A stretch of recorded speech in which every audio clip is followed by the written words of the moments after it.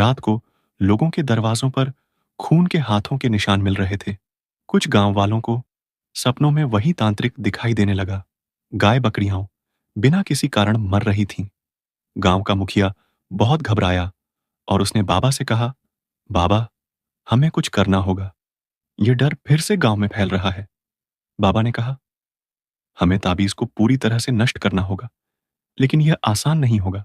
बाबा, नेहा, रोहन और रवि ताबीज को लेकर गांव के पुराने मंदिर गए। उन्होंने ताबीज को जलाने की कोशिश की, लेकिन आग खुद ही बुझ गई।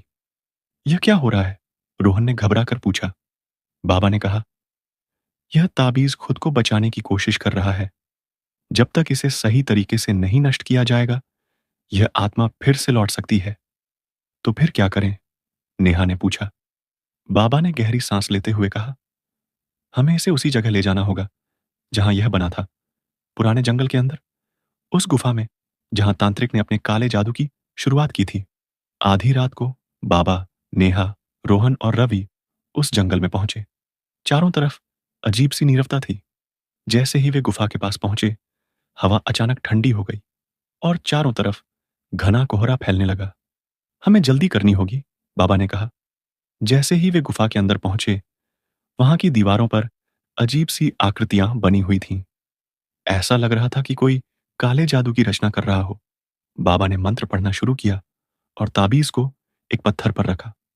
जैसे ही मंत्र पूरे हुए, ताबीज अचानक हवा में उठ गया और उससे काले धुएं की लपटें निकलने लगीं। तभी गुफा के अंदर अचानक जोरदार हवा चलने लगी और एक गूंजती हुई आवाज सुनाई दी, तुम मुझे खत्म नहीं कर सकते। तभी एक भयानक काली परछाई गुफा की दीवारों से निकलकर हवा में आकार लेने लगी। मैं लौट आया हूं, रवि जोर से चिल्लाया और जमीन पर गिर पड़ा। उसकी आंखें फिर से सफेद हो चुकी थीं।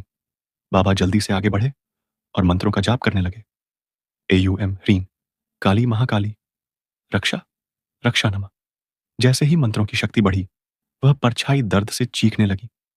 ताबीज अब जोर जोर से चमकने लगा और अचानक भयंकर आग की लपटों में बदल गया। नहीं! गूंजती हुई चीखों के साथ वह परछाई आग में समा गई और ताबीज पूरी तरह जलकर राख हो गया। गुफा शांत हो चुकी थी। रवि अब होश में आ चुका था और उसकी आंखें अब सामान्य थीं।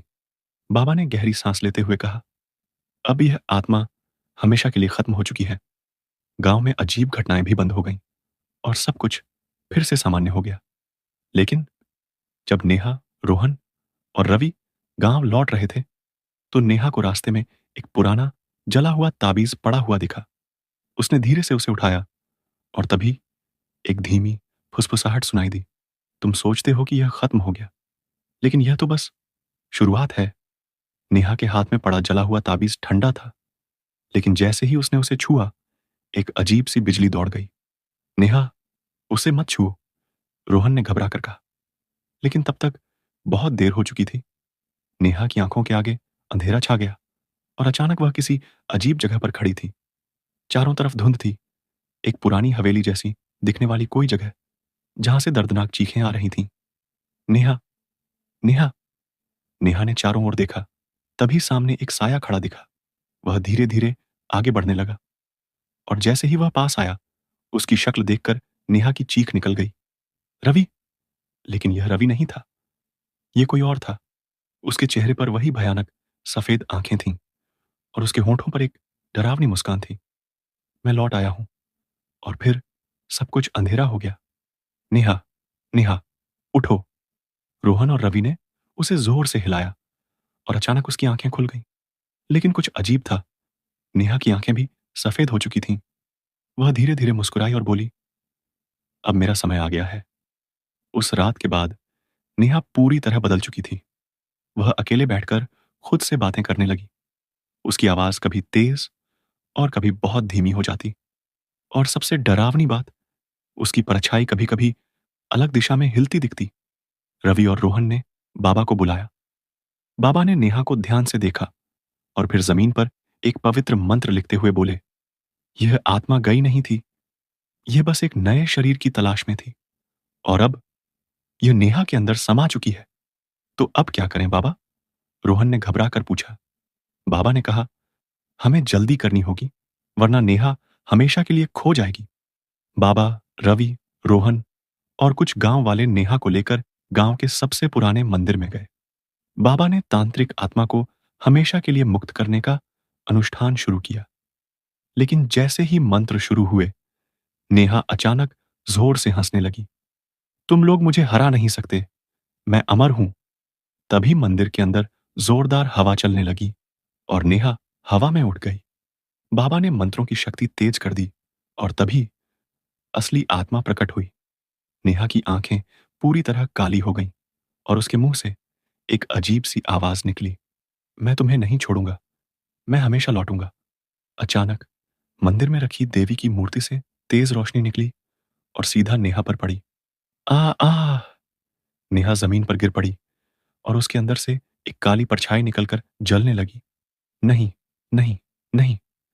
कुछ ही पलों में वह परछाई पूरी तरह राख बन गई और मंदिर में शांति छा गई। नेहा धीरे धीरे होश में आई। भैया, क्या हुआ था मुझे? रोहन ने उसे गले लगा लिया। बाबा ने कहा, अब आत्मा हमेशा के लिए खत्म हो चुकी है, अब डर का कोई साया नहीं रहेगा। गांव वाले खुश हो गए और सब कुछ सामान्य होने लगा।